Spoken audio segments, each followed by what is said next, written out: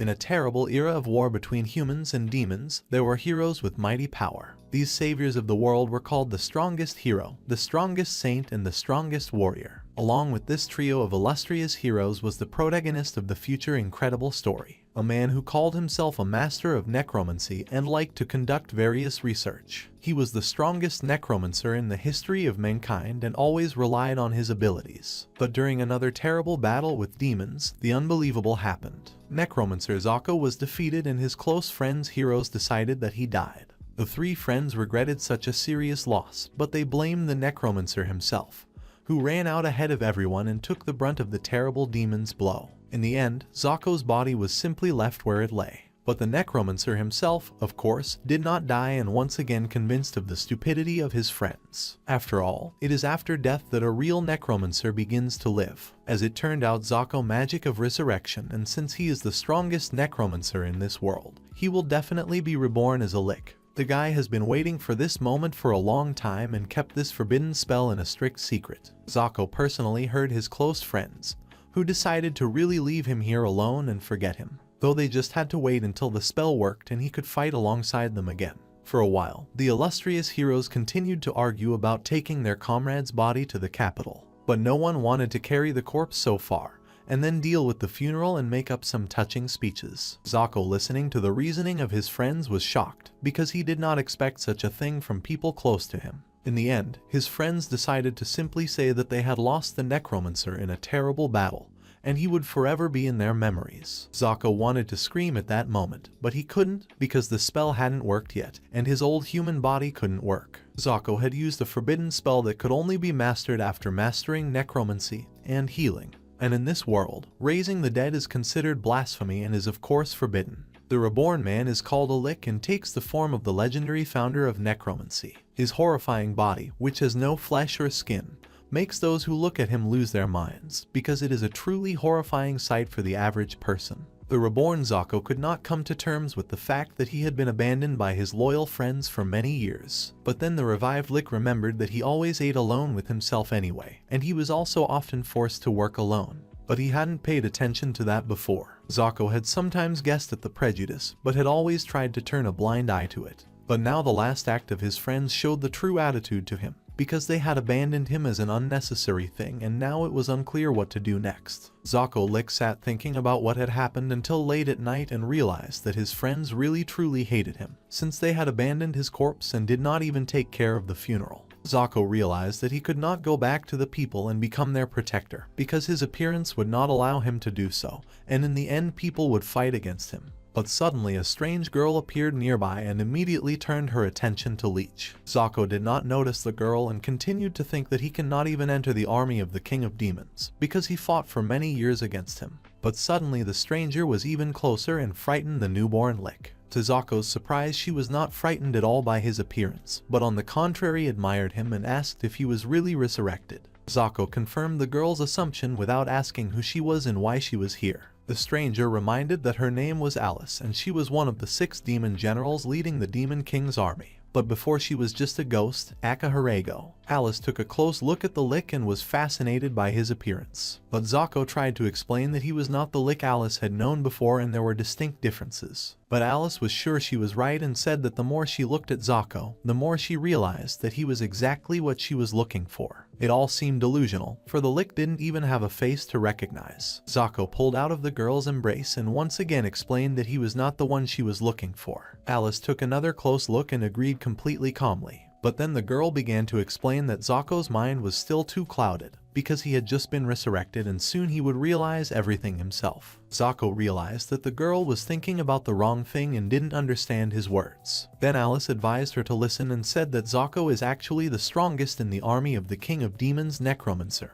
and rare researcher, which is honored by every representative of the dark forces. Zako realized who Alice was telling him about, and if they are talking about a real Lich, then this creature has a huge influence in the army of the Demon King as a sworn enemy of mankind. Such a role in the future does not bode well, and Zako thought about getting rid of the annoying girl. But Alice was happier than ever and decided as soon as possible to inform the King of Demons about the resurrection of Lich. Zako immediately began to ask not to do this, because he was well aware that in fact is a hero who fought for humanity. and although outwardly he became like a demon, but inside he remains the same man as before. Alice explained that now after the resurrection Zako will have a lot of work, because at his request they saved all his materials and equipment. Zako was immediately interested in unexplored mysteries and the possibility of conducting research in the world of demons. Alice explained that these materials and equipment belonged to the founder of necromancy, and now after his rebirth he must resume his important work. Zako was delighted at this opportunity, for it opened up a new world for him to explore. Although he was wary of being so close to the demonic world, as his human nature could be unraveled by other demons. But in this situation, the thirst for new research gradually outweighed the obligation to protect humanity,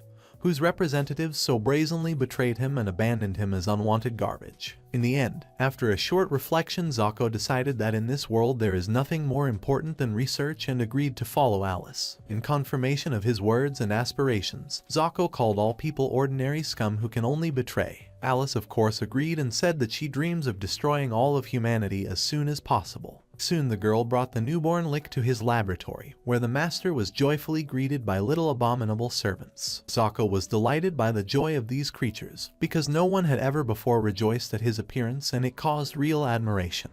Alice explained that all the materials were quite old and should be checked before starting work. And also the girl showed a magic tablet in which she tried to all the list of existing materials and equipment. As it turned out, all the preserved things were on the bookshelves, and the equipment that only used in the past was in the museum. Alice explained that since she had updated all the technology, everything available in this lab was now up to date. Zako was delighted when he received Lick's secret notes and immediately started reading the diary. But to Zako's dismay, the diary only contained information about the Lick himself, and he wanted to know something more substantial and something that relates to the mysteries of the demonic world. But Alice reminded him that the main action now is to greet the Demon King, because it would be rude to ignore this meeting after his rebirth. After some thought, Zako explained that he did not want to inform the Demon King of his rebirth, at least for now. Alice was surprised by this decision and asked him to explain the reasoning behind it. Zako replied that if everyone knew about his resurrection, people would certainly increase their vigilance and become much stronger. Therefore, by such rash actions, they will make people prepare for trouble. Therefore, we must first complete important research,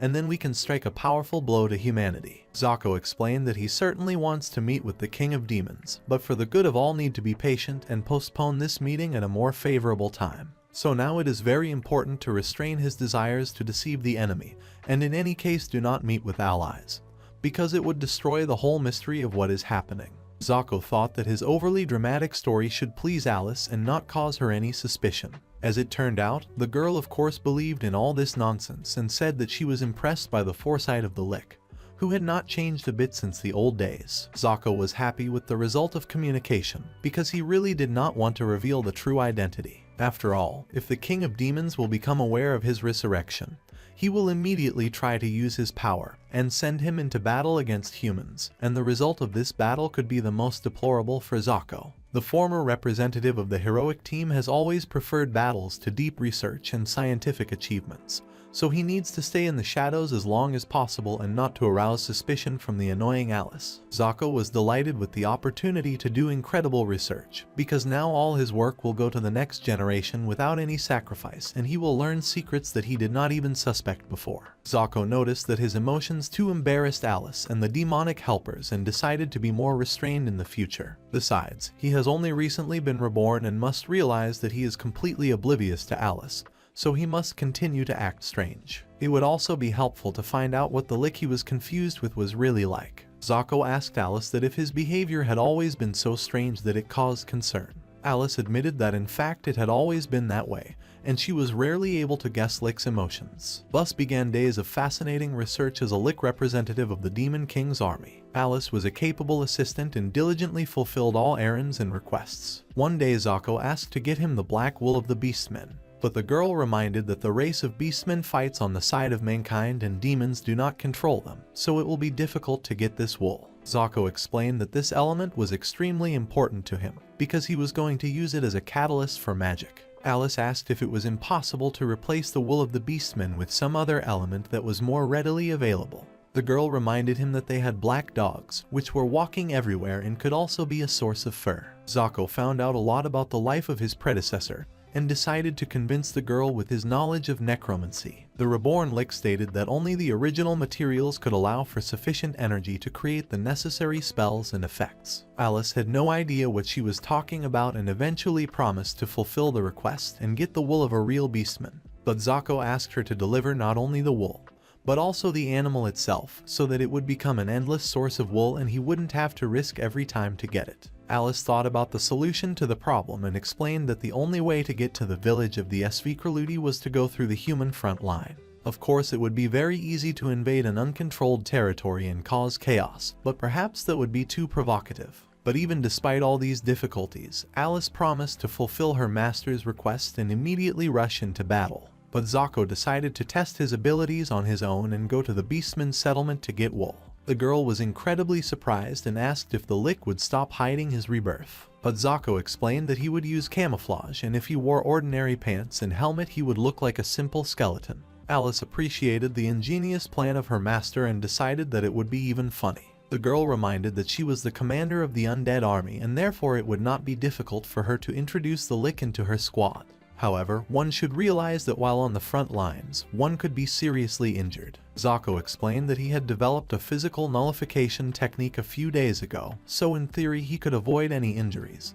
But it wasn't certain yet. Lick explained that he was already tired of theory and it was time to put theory into practice, because otherwise there would be no use for such theory. And he, as the author, would be very curious to use it in combat conditions. Zako was determined and decided to conduct a study with the wool of the Zookeeper as soon as possible. After all, if he successfully discovered it, the Demon King's army would be one step closer to victory over humanity. Alice was delighted with such care for the army and promised to follow the Lick anywhere, because together they will be able to defeat any enemy, be it humans or their other allies. Meanwhile, the representatives of the Demon King's army suffered defeats from the man who had gained the ability to instantly destroy his opponents. The immortal soldiers of the Demon King's army absolutely did not understand why the Holy Maiden could so easily purify them, and they could not resist her. This unrivaled warrior was an undead killer, Saint Rosalie, who easily destroyed all representatives of the demonic world in her path. Immortal skeletons could not resist the rapid attacks of this girl,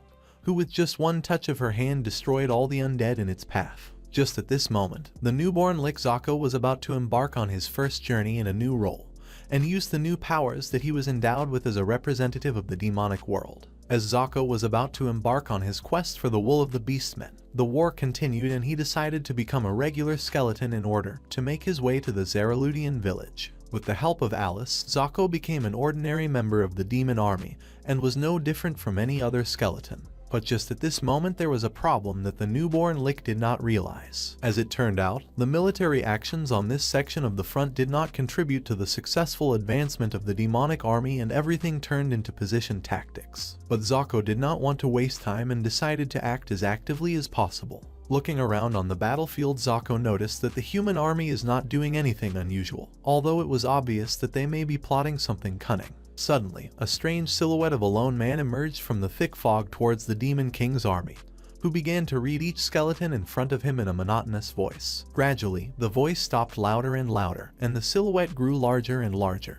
And Zako of course remembered this man who was fearlessly approaching the surprised skeletons. The Holy Maiden, as if not noticing the huge army of the demonic king, calmly began to recite a prayer calling on the Lord to calm these pitiful souls. Zako already knew this girl and knew exactly what she was capable of, although he did not expect to see her in this place. Even the worst warriors of the demonic army who don't care about pain are only trash to this girl. She is called Saint Rosalia, the slayer of the undead, and she was the strongest among all the heroes. All the representatives of the demonic army of course learned about this girl, and experienced real terror at the sight of this enemy. The skeleton commander ordered his subordinates not to be afraid and do not retreat, because they all had to die sooner or later for the Demon King.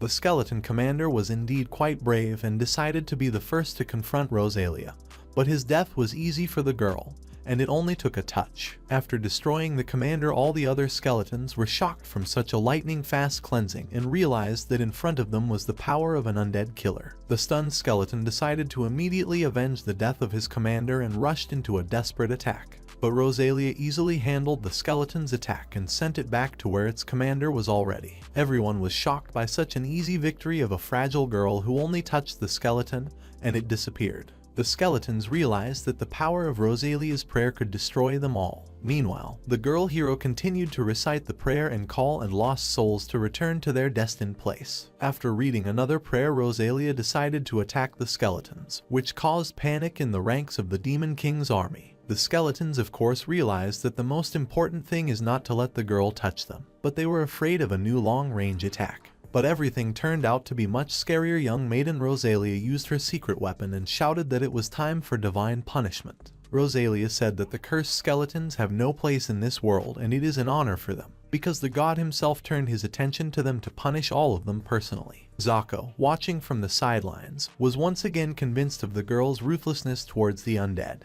He himself was often present at Rosalia's moments of rage and was always surprised at how ruthless she could be. Zako certainly did not want to be involved in saving the army of the Demon King, but Rosalia was too much in the way of his goal and could not be ignored. Zako finally decided to use his knowledge and went to meet the ruthless girl. The Lick's assistants, as well as many skeletons, were shocked by such an act and tried to talk him down, but Zako was confident in his strength and continued to walk forward confidently. Rosalia was also surprised at the unusual display of courage on the part of an ordinary skeleton.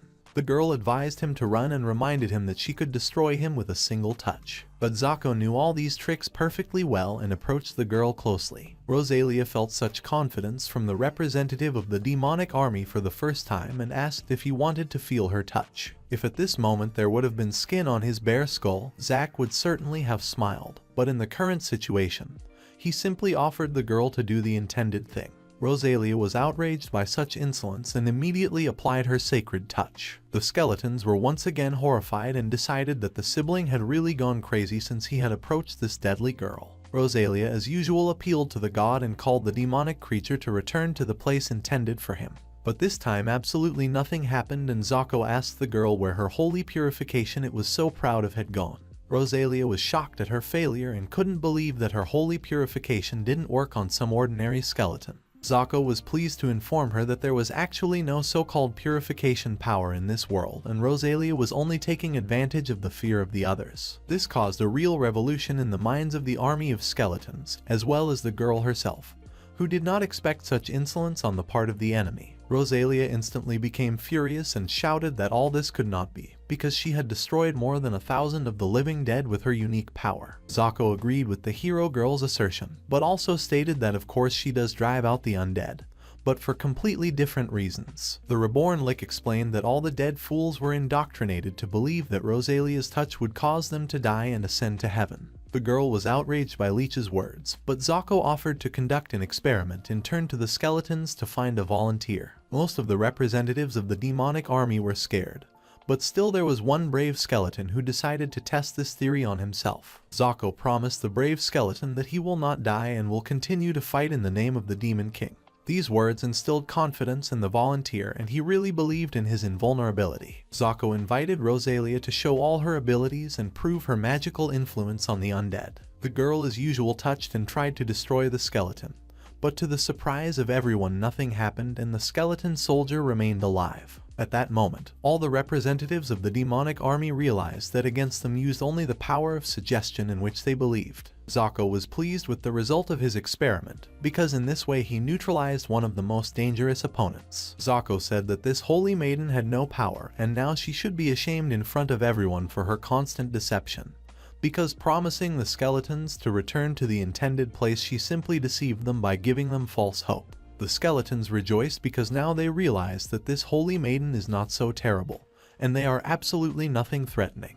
Rosalia was indignant and angry at the revelation of her false powers and in despair struck one of the skeletons. But after a moment, the holy maiden herself realized that her holy exorcism was now no longer working. Rosalia decided that all was not lost and reminded her of her ability to powder the undead. Zako agreed and felt the effects of Rosalia's magical power. Most of the skeletons that had fallen under the influence of the magic were horribly damaged, but Zako hardly reacted to Rosalia's influence. The girl hero was surprised by everything that was happening. Zako was completely healed from the damage, and Rosalia could not believe that the undead had the ability to heal at the expense of dead relatives. This mysterious magic used by Zako looked disgusting, and I realized that it was an unusual skeleton.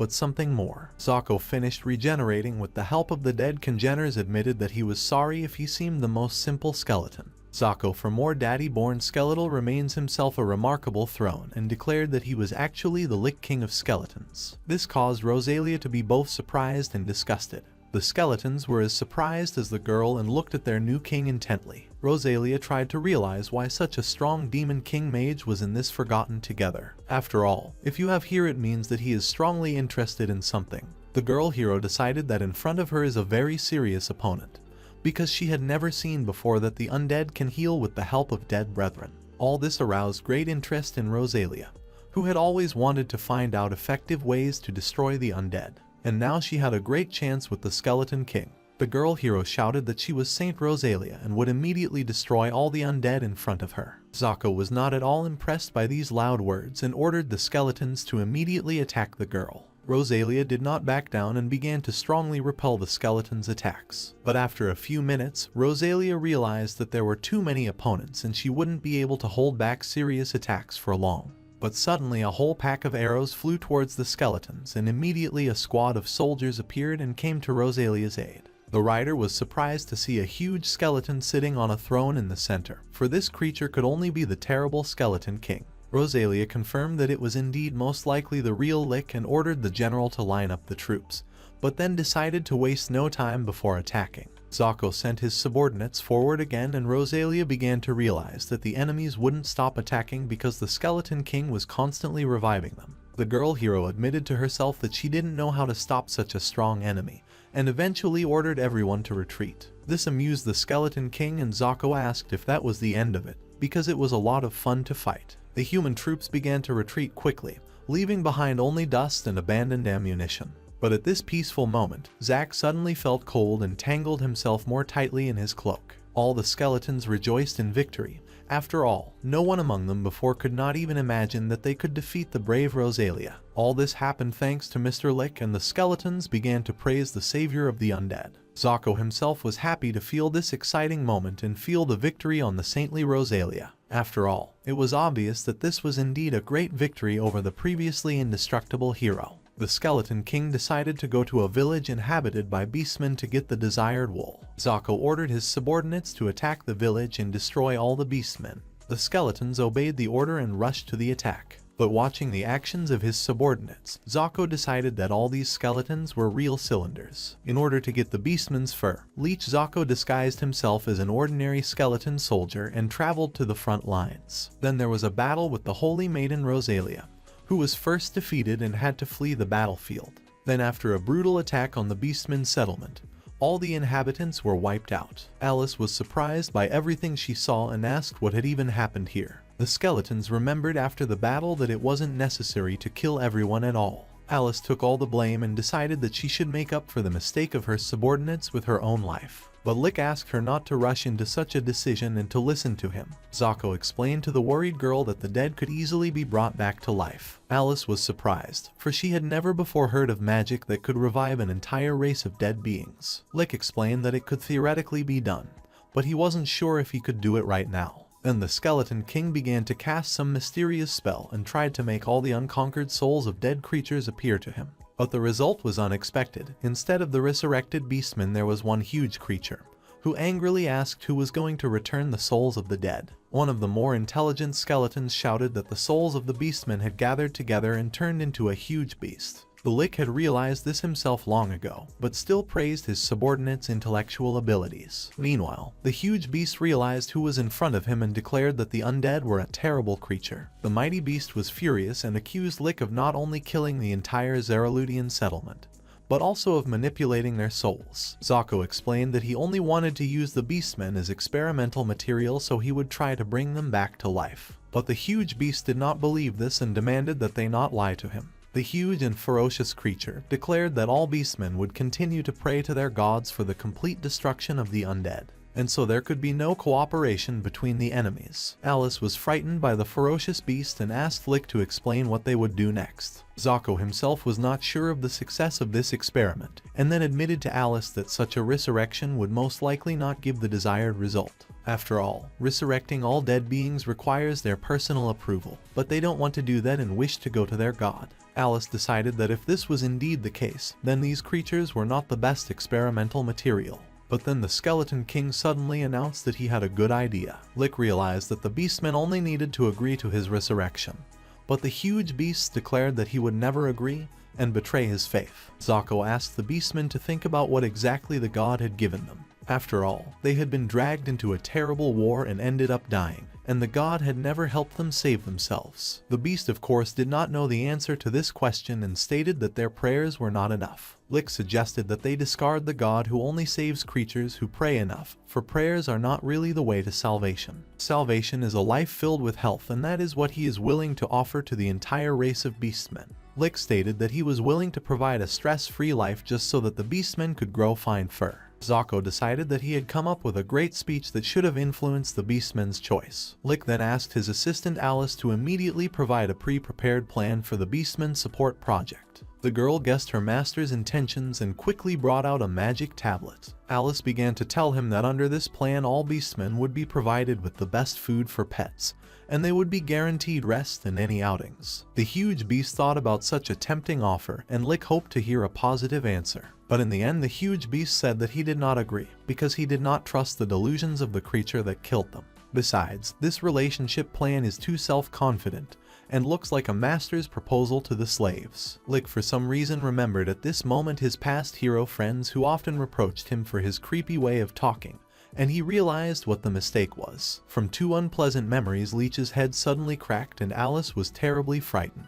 But Zako asked not to worry and explained that it was just the result of his memories. The mighty beast finally declared that he was no longer going to participate in this silly farce and asked to let all the skeletons die in peace. But the Skeleton King asked him not to rush into this decision and to listen to him. Zako thought about what could stop the beastmen from making the terrible decision to die. The first thing the Skeleton King thought of was the creature's favorite food, for that was what would keep the beastmen in the world of the living. In the end, the Skeleton King said that if the beastmen agreed to be resurrected, they would not be able to gnaw on all those bones, of which he had an infinite number. This suggestion came as a surprise to the huge beast and it hesitated. After thinking for a bit, the huge beast said that beastmen like to do this more than anything else in life. At this, the huge creature waved its tail in a friendly manner, which meant a positive reaction. The Lick decided to take this chance and explained that he no longer had the magical power to keep all the souls together, and so they only had 5 seconds to make the right decision. Zako began the report and the huge beast eventually gave a positive answer, promising to return to the world of the living. A few minutes later, the Lick completed the resurrection process, and a huge number of beastmen felt alive again. Zako was pleased with the result of his revival of the beastmen, but he had absolutely no magic power left. Zako decided that he was too late and needed to return while he still had strength. Alice was delighted with her master. She didn't even expect to be able to revive all the inhabitants of this settlement. But Zako at this moment felt a strong weakness, as if he was burned to the ground, and then lost consciousness and fell to the ground. The next morning, the Skeleton King woke up in his room and was surprised to find himself back, as he thought he would never be able to resurrect again. Zako was very curious about what would happen next, but now he was sure that he could continue his experiments. The main thing was to decide what to do first. First of all, he wanted to try a huge number of existing drugs, but it was necessary to experiment with dosages. But Zako was not worried about the negative results of the test subjects, because if someone dies, he will definitely be able to revive them. Lick then decided to talk to Alice. After Lick opened the doors, he was surprised by the sheer number of beastmen. Alice was somewhere in the crowd and shouted that there were many more beastmen than they expected and she had to place them in the lab. Then it became clear that the food stores were already empty and there was growing discontent among the hungry beastmen.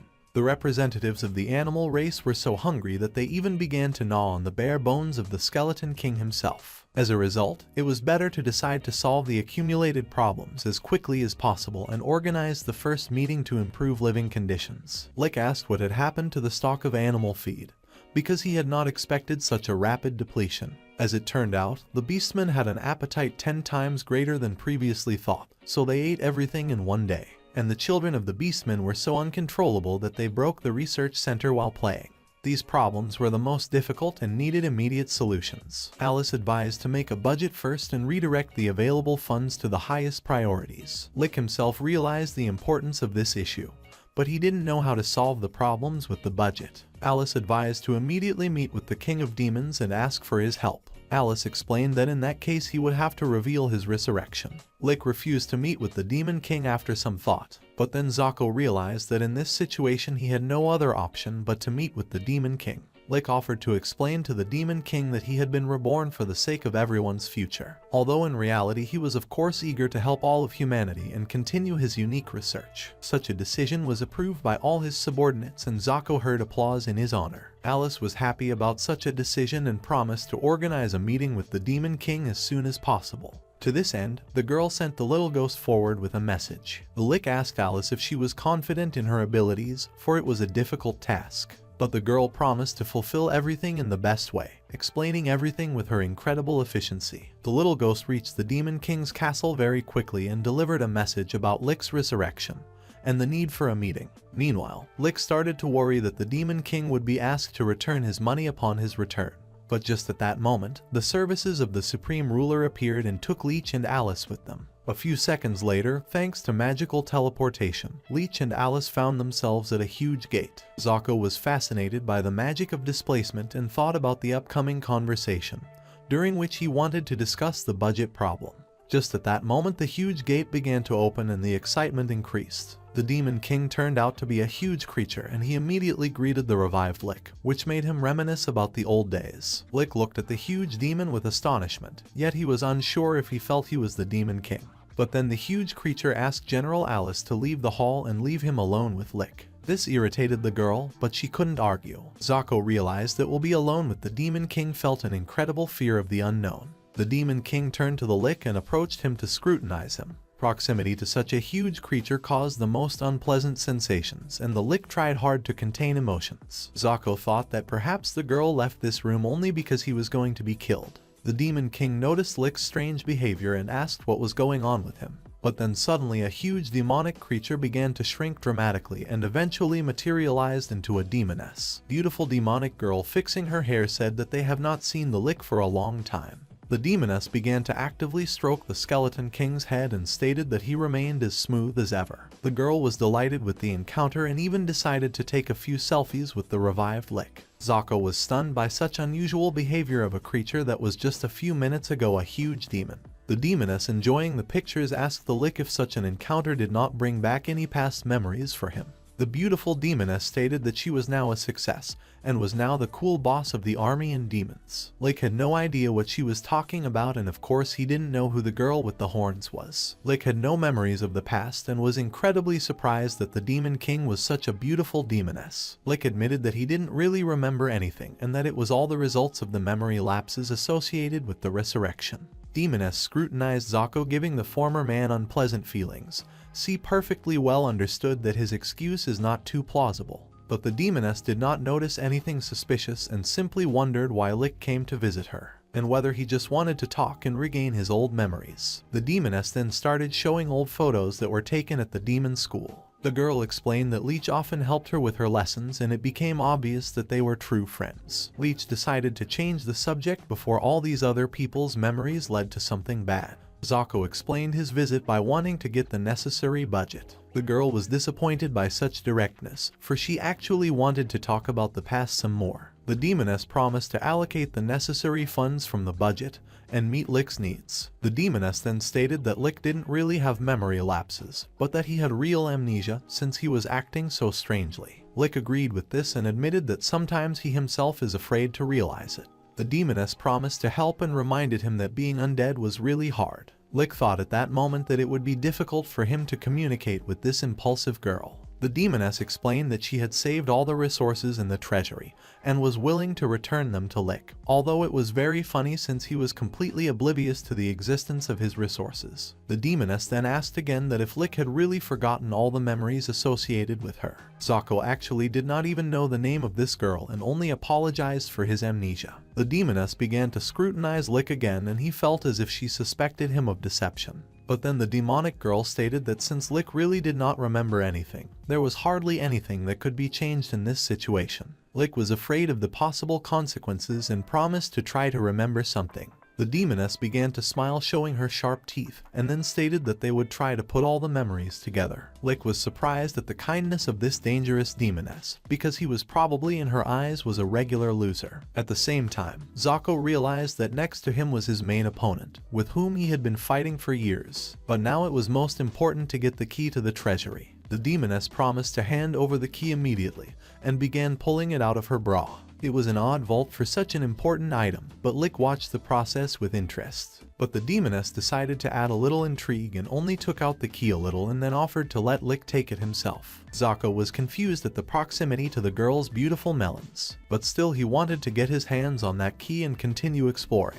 But after a few seconds, the girl laughed and stated that it was just a joke and handed over the key. The Lick was happy with this result and immediately calmed down. The beautiful demoness explained that he should go straight ahead and then turn right, and then he would be at the entrance to the treasury. Lick decided that he had a huge amount of money, since it took a whole room. The demoness explained that Leech had taught her medicine for the demon army and also showed her a special system for making profit, and she was able to earn a lot of resources. Leech realized that a huge amount had accumulated over a long period of time, and the Demon King had shown great ability in managing his resources and possessions. The demoness explained that she hadn't fought all this time to go bankrupt and was now able to accumulate a huge amount of gold. Zako himself didn't understand economics well, but this Demon King did show good money-making abilities. The demoness advised to contact Alice with any other questions and explained that she herself had a lot of other work to do. Lick was delighted to meet with the King of Demons, because this creature was pleasant in communication and helped to solve problems. The girl promised to arrange a good sabapu during the next meeting. Lick of course did not understand what it is about, and Demons explained that this is a special kind of fashionable party that he will certainly like. During such parties, demons enjoy sweet food and enjoy watching the agony of the human race. The demoness told about how they consume most of the human prisoners of war during such parties. But if Lick had his own suggestions, he could of course offer entertainment to his own tastes. This shocked Zako and now felt a chilling fear from this girl. In parting, Leech of course said that he would look forward to the next meeting and the promised party. In fact, he was glad that he had managed to get a huge amount of money for his research, and now all that remained was to solve the problem with the labor force, as well as with the students. Leech told Alice about this problem, and the first creature that wanted to become a student of course was the little ghost. But Leech explained to the little ghost that he could not be an apprentice, and this upset the transparent creature. Lick explained to Alice that he needed apprentices to learn necromancy. In doing so, his apprentices would work as assistants, and eventually he would put together a fine group of necromancers. Alice thought about the problem, and the little ghost began to suggest again.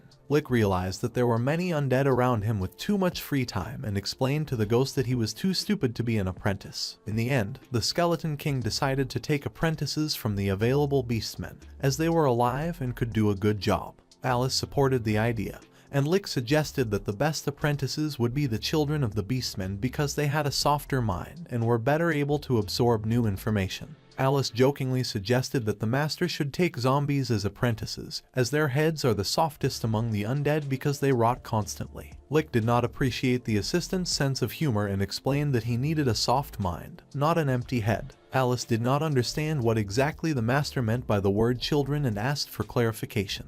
The Lick thought about it and explained that the age of the students should be about 15 years old, and that's exactly what he needed. Soon Alice had accomplished her task and led the teenagers to the master. Lick greeted the excited students and explained that they were in a laboratory and he would be teaching them the arcane arts. In doing so, they would be working with him on new research and developments in the field of necromancy. Lick then suggested that they waste no time and begin training immediately. But among the applicants for apprenticeship there was one girl who was too brave, and immediately declared that she was not going to study necromancy even if she had to die. Lick asked the girl to explain her attitude to necromancy and why she had such a negative attitude to this art. The future student explained that for her necromancy is too disgusting and suspicious, and that she finds it too dangerous and vile. Such words made Lick feel horrible emotions again, and his skull began to crack like glass. Alice instantly asked his master not to worry, because he would hurt himself that way. But Lick again remembered the hero team, whose members also spoke negatively about necromancy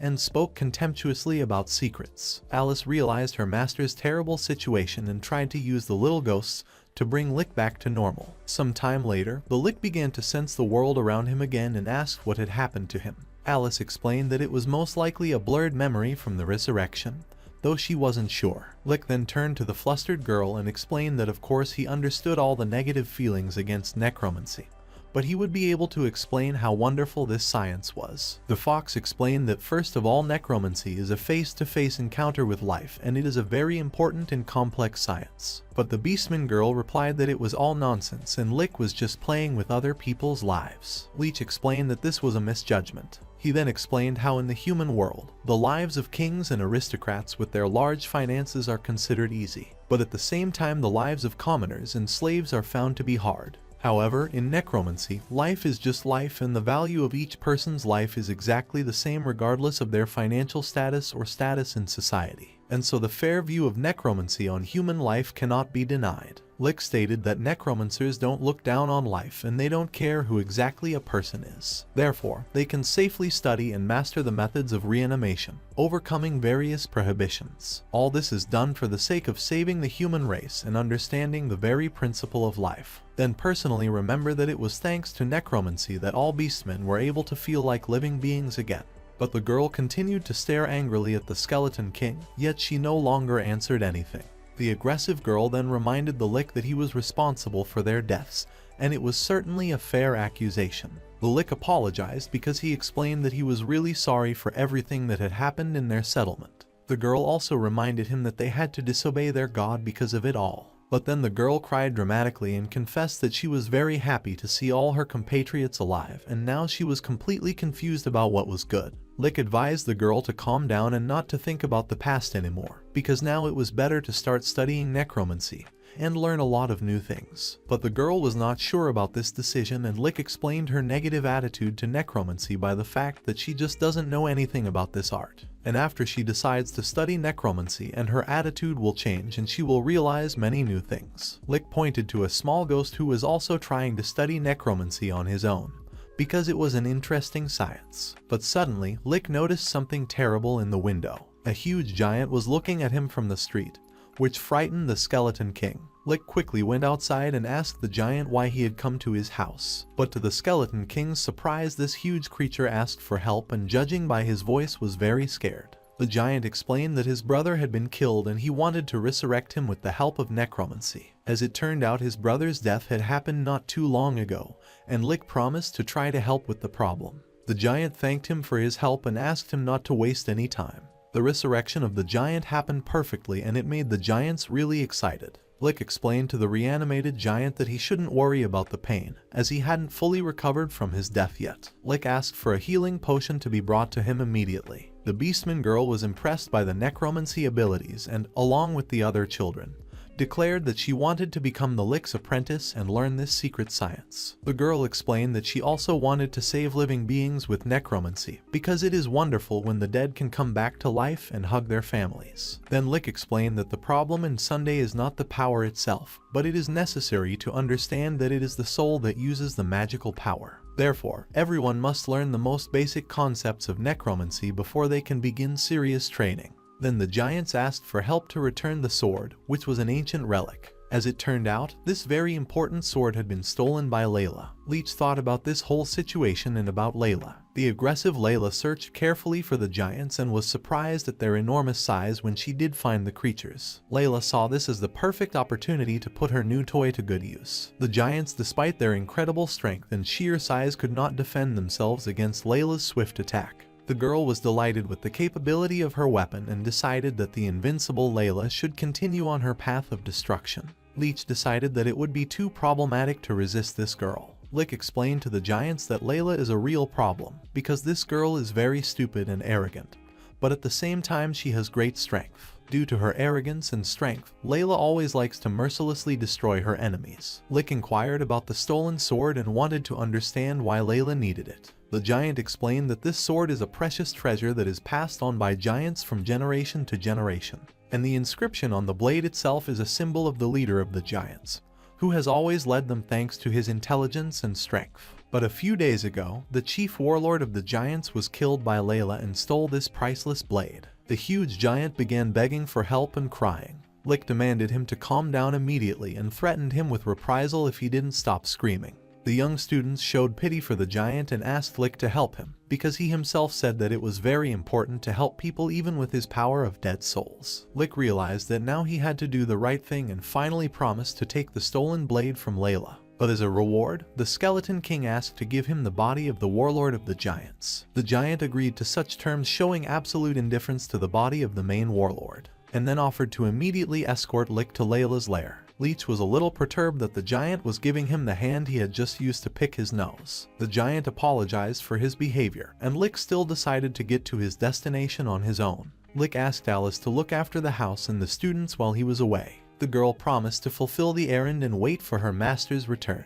The young students also asked their teacher to return soon and wished him good luck. Lick himself wanted to deal with this problem as soon as possible and return to his research. After a while, Lick reached Layla's lair and watching her from afar made sure of her silly expression. The giant explained that this girl was trying to kill them all for some unknown reason, and Lick immediately noticed the huge sword next to Layla. The huge giant was surprised to see Leech using binoculars, because he was sure that using the necromancer's magic was enough to do that. Lick advised him not to think about such things and promised to look into battle tactics. Meanwhile, Layla was thinking that she was tired of the monotonous giants and would like to meet a scrawny guy. Lick was surprised by this reference to himself and asked why Layla called him a scrawny guy. Lick stated to the girl that he would now be her opponent, and then admitted that he was indeed scrawny, for there was not a single piece of living flesh on him. Layla was surprised at Lick's sudden appearance and stated that it would be a real challenge to break all of his bones. Lick explained that such a stupid girl could only fight giants like herself, but that she would hardly be able to cope with such an intelligent opponent like him. This insult enraged Layla and she demanded that he shut up immediately. Lichai of course realized that this girl had grown up in a very criminal world, and so for her to look a man in the eye meant at least picking a fight with him. Layla was very aggressive and promised to make Lick go away to fix his broken bones. Layla's first attack was repulsed, and this made the girl even more angry as she began to insult her bony opponent. Layla decided not to waste time and attacked Lick again. The girl's attack was swift and her blows were incredibly strong. Lick realized that it was very bad if it continued like this. The Skeleton King felt the monstrous power of this girl, and realized that if her blows reached their target, he would definitely turn into a pile of bones. After a short pause, Layla attacked once again failed to hit Lick, who this time were unable to react to the girl's lightning-fast movements. Layla said that the reason for the bony opponent's defeat was a lack of calcium. The giants, watching the fight from a safe distance, could not believe that Lick was dead and were about to flee as far away as possible. But of course Lick did not die. He only resented the fact that it was not so easy to assemble himself piece by piece. But thanks to this activity it became obvious to him that his rival was also a completely crazy girl. While Leech was recovering, Layla was about to head onward, but then her plans were disrupted. Layla didn't immediately believe that the bony opponent was still alive, because even a huge giant died after such a blow. Layla was also surprised to see the warlord of the giants, whom she had killed with her own hands a few days ago, alive. Lick asked the girl why she was so excited and then stated that he had specially summoned this giant from the underworld through his dead soul magic. Leech explained that he had purposely set himself up to find the giant's corpse and it was all part of his master plan. Layla praised her rival for his resourcefulness, for she was quite fond of such entertainment. Lick ordered the summoned giant to attack Layla and he quickly delivered powerful blows. The giants watching from afar watched with interest and hoped that after this Layla would never bother them again.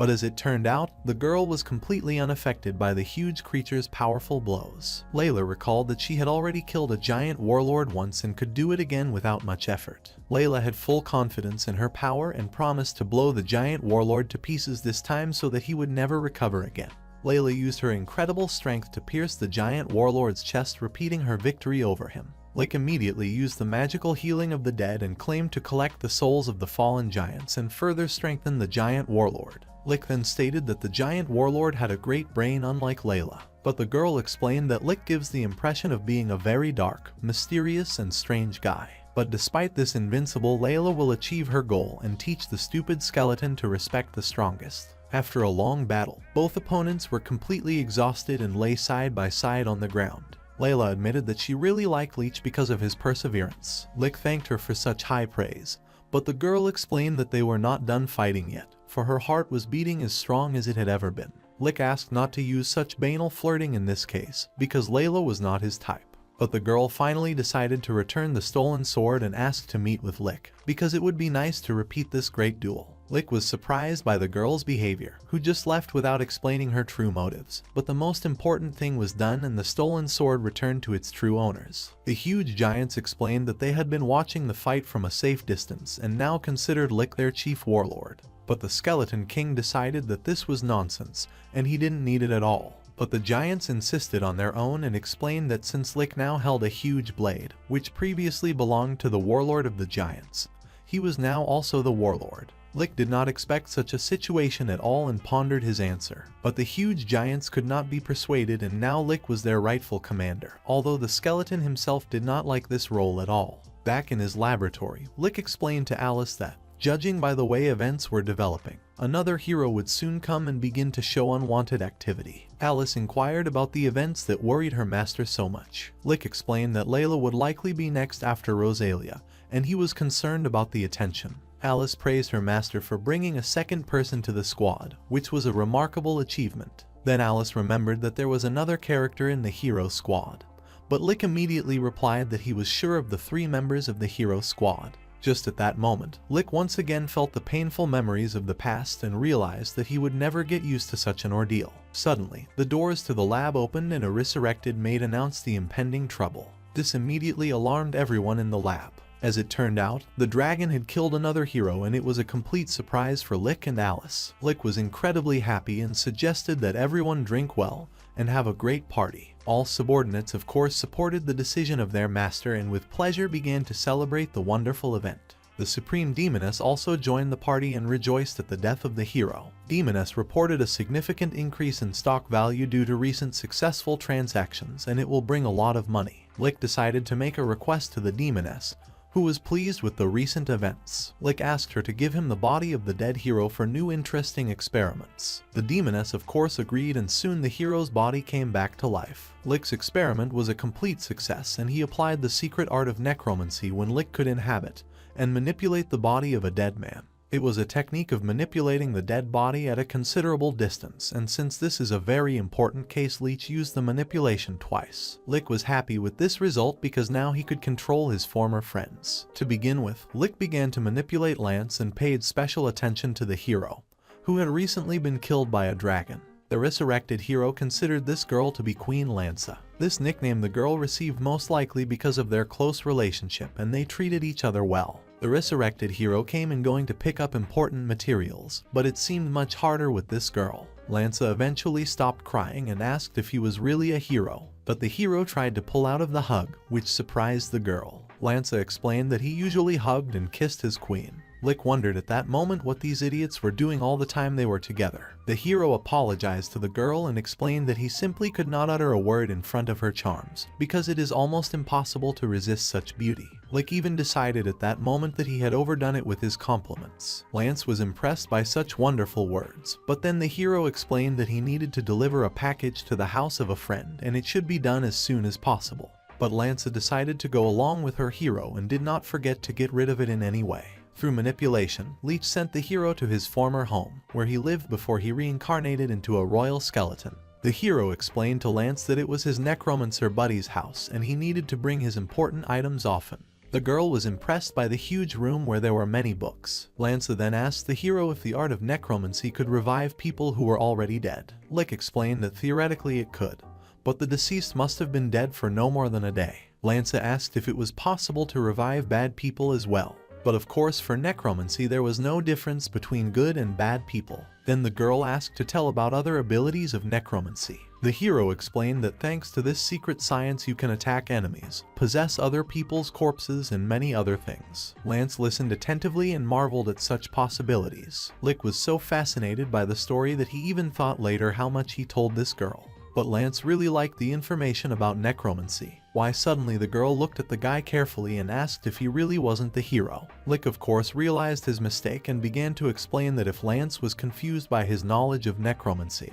He had recently learned this science. But the girl explained that usually no one ever tells her anything, and all her questions were banally ignored, and that's how the real hero was. The girl immediately remembered all her acquaintances who just promised to talk sometime later, but never kept their promises. And now the new hero was the first to talk about something in such detail. The girl was very happy about this communication and asked her hero to teach her the art of necromancy, with the help of the dead hero to fulfill this request. At all, it looked very strange. The guy explained that it was too late now and needed to get back before the sun set. Lanza agreed and asked to be allowed to take some books to read at home. Lanza of course chose a necromancy book with an overly provocative cover. Once home, Lanza immediately met her father Bishop, who was interested in the strange book in his daughter's hands. The bishop was outraged when he realized what book was in Lanza's possession and decided to have a serious talk with his daughter. In the end, the cruel servants of the church decided to use God's punishment against this young girl,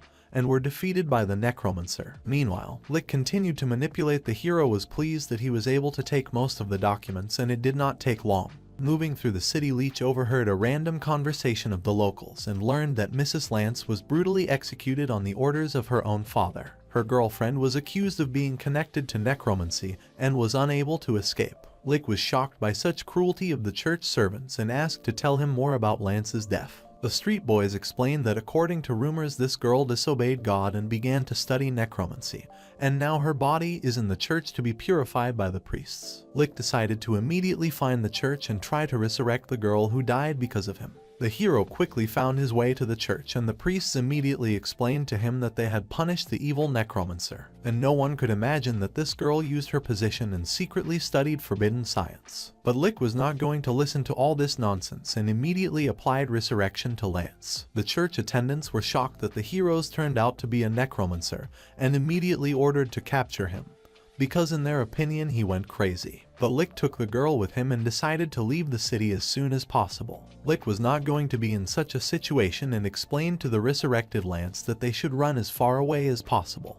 But the familiar silhouette of Rosalia appeared on the way and was about to interfere with that plan. Leech didn't expect to meet the hero girl so quickly, and that added even more problems. Rosalia immediately stated that she was facing the vile Lick, who had probably used necromancy and taken possession of the hero's corpse to deceive the naive Lance. Rosalia promised to destroy the necromancer immediately and stop desecrating the god. Lanza asked Rosalia to listen to her and admitted that she had indeed gone against the god, but she wasn't going to stop anyone or do anything bad. Lanza explained that necromancy, depending on how it is used, can help ordinary people. These words made Rosalia think, and she didn't immediately attack. Suddenly Rosalia agreed with Lanza and recognized that everything depends on how to use magic, and then asked what the girl had already learned. But all this was just a trick on the part of the hero's girlfriend, and Rosalia promised to destroy the god's enemies immediately. Lance once again tried to talk and convince Rosalia, and Lick suggested to attack. Lick at this point remembered that they were once true friends but still attacked with the instant death spell. But Rosalia fell down and applied a fortification that allowed her to repel the dark magic with her spirit power. Rosalia said that such a spell would not work against divine defenses, but Lick of course knew that it was not an ordinary spell. Rosalia wasted no time and tried to deliver a devastating blow to the resurrected hero, but Lick was able to deftly dodge. Rosalia's blow hit the wall,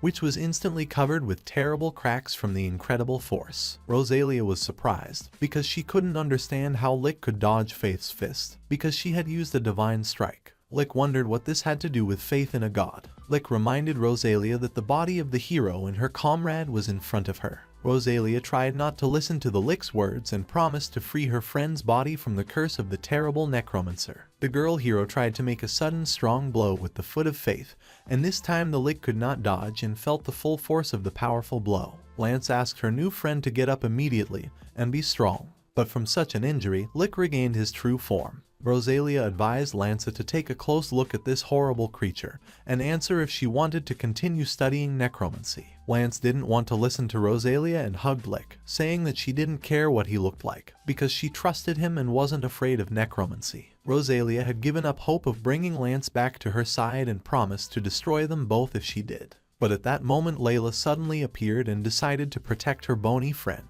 Layla blocked Rosalia's punch and promised to destroy her if she continued to attack her friends. Rosalia was surprised by the appearance of a strange stranger and she asked who she even was. Lanza was surprised by the appearance of the strange protector, but Layla advised to immediately run away while she restrained Rosalia. Rosalia as usual promised her opponent total annihilation for daring to oppose the divine powers. But Layla didn't take all this religious nonsense and explained to her rival that she just liked to fight strong people. Lick was very happy about Layla's unexpected appearance and hurriedly ran away far away. The two belligerent women would have to sort out who was the stronger of the two. Lick said that he was immediately returning to the territory of the demons and advised Lance to go to his home.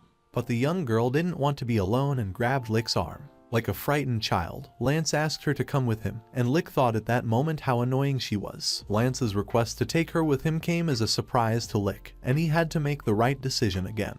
Lick explained that he wasn't happy about the request, because if he had so much power, he would want to use it for research. But Lance stated 3 good reasons why she asked to take her to the demon lands. First, the girl explained that of course it was impossible, but after she had been resurrected there was no place for her in the old world. Lick explained that in demon territory a human girl would surely be met with hostility, and therefore she would feel the negative influence from all sides. It would be better for Mind to find on her own a new place for herself in this world. But Lanza was not going to back down and stated that she wanted to study necromancy and become part of the demonic world. Lick was surprised by such a desire of a young girl and remembered how negatively his former friends were treated by his former necromancy heroes and constantly teased him. This became a real celebration for Lick, because now the young girl seriously wanted to study necromancy, which meant that all the time spent on raising the status of not Team 1 was not in vain and he could get a real follower. Eventually Lick, realizing the positive prospects, agreed to take Lanza with him. Lick thought about how he could explain the appearance of a young human girl to the other demons, but Layla advised her new friend to just keep everyone quiet. Lick had not expected Layla to return so quickly, for he had hoped that this girl would fight Rosalia for a long time. Leech asked for an immediate explanation of what happened to Rosalia and how Layla was able to catch up with them so quickly. Layla was outraged at this disrespect, as she hated hearing questions about the other girl, and explained that when she was jealous she could be very cruel. Leech was outraged and wanted to finish off the insolent girl at that moment. Layla explained that she was able to defeat the stupid follower from the church and most likely shattered all her bones, and now she won't be able to move until she heals. Rosalia was really shocked at Layla's incredible strength and tried to get up after the heavy defeat. Leech didn't even expect how easily Layla could defeat Rosalia. But Layla explained that this fight could be called a draw, because she too had severe injuries after the fight. Lick asked why she was being so calm then. Layla explained that because of her fighting spirit, she could heal her wounds quickly. This surprised Leech, as Layla's invulnerability was truly admirable. Layla then explained that she too wanted to go with them into demon territory, but Lick advised her to go back home and not bother him anymore. Lick stated that he was absolutely not going to take such an aggressive and unstable woman with him. But Layla only snorted angrily in response, and then gave her bony friend a nasty kick in the leg. Layla reminded him that she could no longer return to the human world because of her relationship with Lick, and if he refused to take her with him, she would rip his bald skull off. Lick didn't want to take Layla with him and advised her to survive on her own. But Layla admitted that she was very interested in Lick because he was able to fight with her on equal terms, which meant that they would have more fun together. Lanza thought at that moment that Layla had fallen in love with Lick, and if so, he should definitely reciprocate the girl's feelings. But Leech replied that he has absolutely no fun together with Layla because she is noisy and unstable. This triggered a fit of aggression from Layla and she instantly lashed out at her bony friend. Leech started asking Lance to help him, but the girl showed female solidarity and pretended not to hear Leech. There was a horrible feeling on Leela's part after the brutal beating, but it made Leech change his mind and he asked the girls if they really wanted to go with him. Leela and Lanza were about to back out of their goal and were glad that they were able to convince Leech. The bony necromancer decided that Lance's naivety and simplicity could bring a new breath of fresh air to necromancy, and Layla would be perfect as a bodyguard for the vulnerable Lanza. As a result, Leech offered to follow him, and after they reached the demon's territory, Lick explained to his charges that from today, these two strange girls become their companions and should be befriended. Lance was surprised at how quickly they had reached the demon territory, but Lick explained that he had to use the precious magic pages to do so and reminded them that it was now important to make friends with the locals. Alice was outraged and demanded an immediate explanation as to why Lick had brought along a human queen and the strongest human warrior, as it was against demonic principles. Lick explained that the two girls had simply followed him on their own and he couldn't do anything about it. But Alice asked him not to make such trivial excuses because it looked very silly. Lick promised that there would be no problem with the two girls and reminded how they were able to get along normally with a large number of beastmen.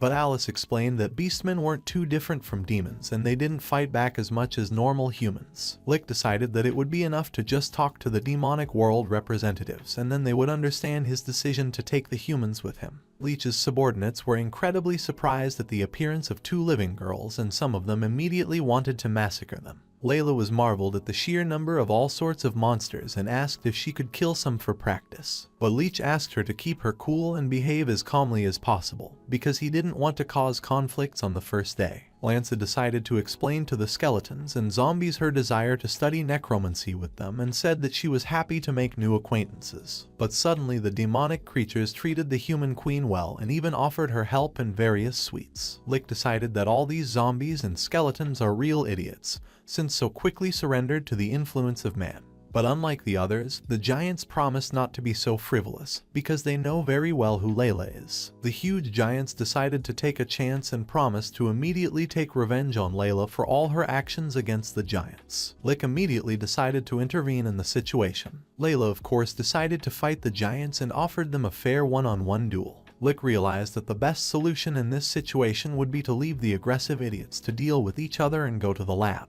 Afterward, Leech introduced Lanza to his top student Crimson. I explained that they would be studying necromancy together. Lanza was confused at her new acquaintance with the Beastman girl, but all greeted her new friend. But Crimson did not reciprocate and stated that she had absolutely no intention of being friends with a stupid human girl. Leech didn't expect this turn of events and realized that such a relationship could be a problem.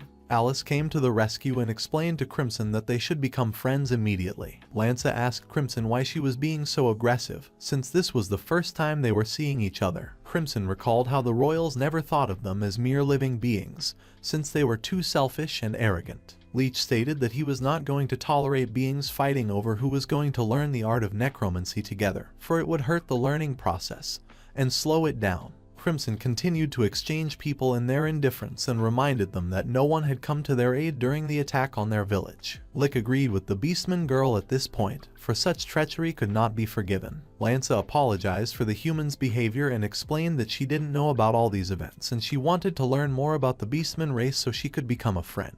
These words had an effect on Crimson and she agreed to become friends, calling Lanza a very kind person. Lick was happy to see such a warming in the two students' relationship, though they were surprised to see such a quick reconciliation. Just then, an angry Layla returned and accused Lick of leaving her alone with the giants, but Leech asked her to stay away from his lab, because she destroys everything she touches. Lick asked why Layla had the giant's huge sword in her hands again. The girl told how she was able to retrieve it again, and then she was appointed to the position of General of the Giants. Layla boasted that now she had power and material wealth in her hands, and this alarmed Lick, for it was difficult to foresee the girl's actions. But after a while the situation calmed down and Leech was busy teaching necromancy. After the tiring lessons, the students were always well fed and restored their strength, as well as always held festivals dedicated to birthdays. As it turned out, Layla was the most fond of both celebrations and good food. After some time, the first meeting on improvement of living conditions was organized, where it turned out that the budget was completely exhausted. Lick asked to explain where all the money had gone in such a short period of time. Lanza explained that almost everything had been spent to feed the giant General Layla. Everyone, of course, resented the appearance of Layla, who was also in all the food supplies and showed aggression in case someone contradicted her. Also, everyone remembered that it was Leech who had brought this horrible character to the lab. Alice, meanwhile, explained in detail how much resources go into maintaining Layla, and then asked about future actions. Lick suggested killing Layla as it was the easiest solution to the problem.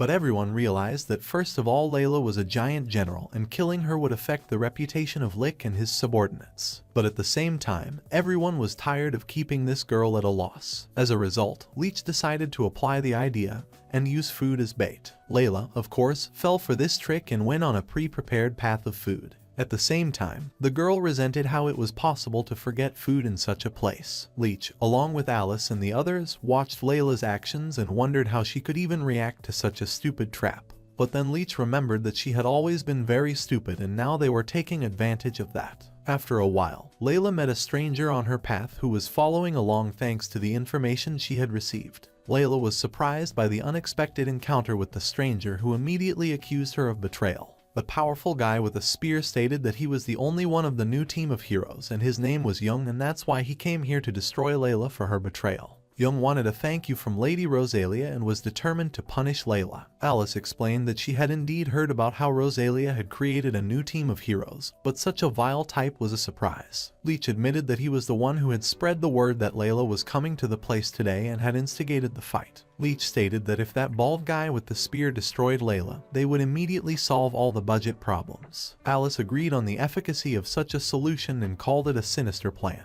Meanwhile, Layla prepared herself for battle and was not going to give up easily in front of some stranger with a spear at all. But the cocky spearman only laughed and said that a mediocrity like Layla didn't deserve to be feared. Young said that the decisive factor in this battle would be distance, and the difference between spear and fists was obvious.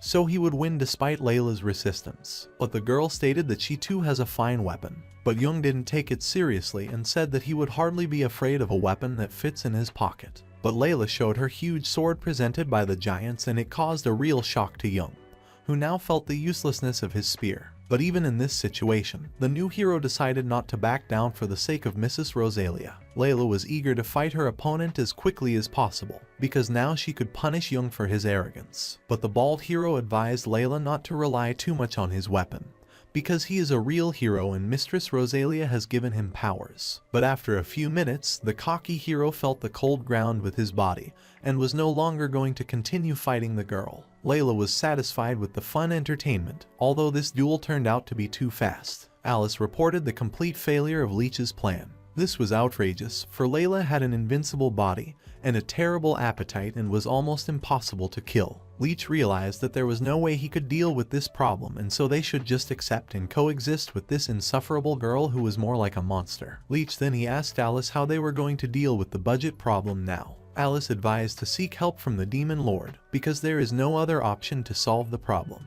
Leech remembered that in the case of the appearance of the Beastmen, the Demon Lord really helped them to cope with the funding and perhaps they should ask for help again. But Leech was more annoyed by the Demon Lord's extroversion than anything else and he wasn't too keen on meeting her again. Lick was still hesitant to go to meet the Demon Lord and tried to find another solution to the problem. Alice saw his lord's indecisiveness and advised him to take everything seriously and pull himself together. Unexpectedly, the maid burst into the lab again and as usual reported breaking news. Usually this girl told about bad events and Lick cautiously asked what had happened. As it turned out, the scouts had discovered something strange and so Lick should immediately see what was going on himself. Lick immediately realized that there was a real golem in front of them. Alice asked him to explain more as it was the first time she had seen such a creature. Lick explained that a golem is a wise servant created to perform a variety of tasks, but the technology of creating these creatures is still shrouded in mystery. Moreover, he had never personally seen such a model and it is most likely a real rarity. Lick asked where they found this unique golem and as it turned out the scouts found a strange creature during the survey of ancient ruins and immediately decided to show it to the master. Lick did not understand at all what kind of ancient ruins, where you can find a golem in good condition.